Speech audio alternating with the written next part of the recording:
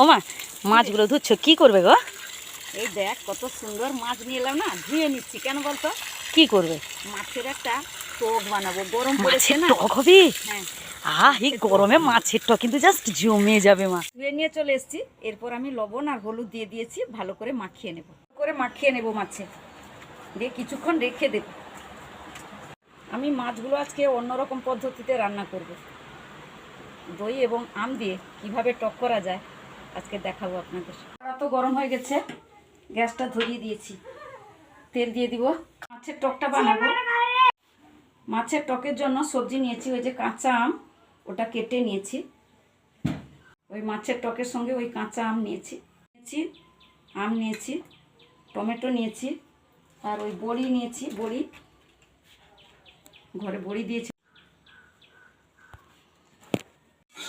এই তেল দিয়ে দিয়েছিলাম, তেলটাও গরম হয়ে গেছে। মাছগুলো দিয়ে দেব।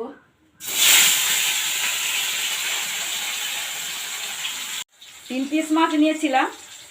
সবজিগুলো কাটতে কাটতে বিড়াল নিয়ে পালিয়ে গেছে 1 পিস।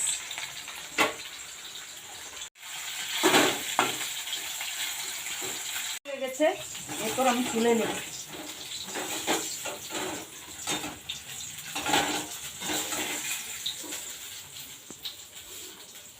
ভেজে নেব। ঘরের হাতে বানানো বড়ি আমি দিয়েছিলাম, বিড়ি ডাল এনে বড়ি দিয়েছিলাম। ওই শীতের সময় বড়িটা দেওয়া ভালো হয়, শীত যখন চলে যায় তো আর বড়ি হয় না। তখন হয়ে গেছে, আমি প্লেটে তুলে নিলাম। মাছ ভাজার তেলটা ছিল, আমি আর একটু তেল দিয়ে দিলাম। এরপর আমি শুকনো লঙ্কা দিয়ে দিয়েছি, 5 ফোড়ন দিয়ে দিলাম, জিরা দিয়ে দিয়েছি।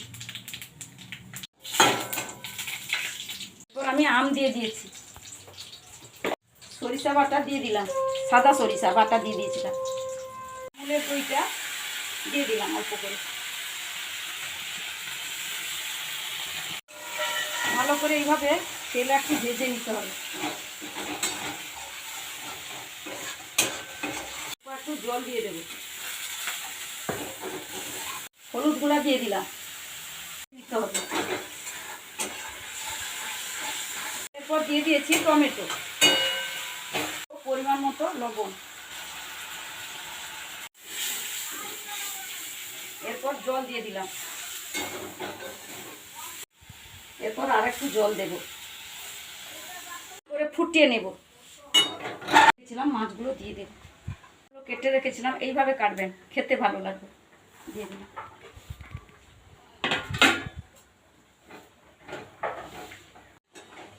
সেন্টটা যা উঠছে না, দারুণ দারুণ দারুণ সেন্ট উঠছে।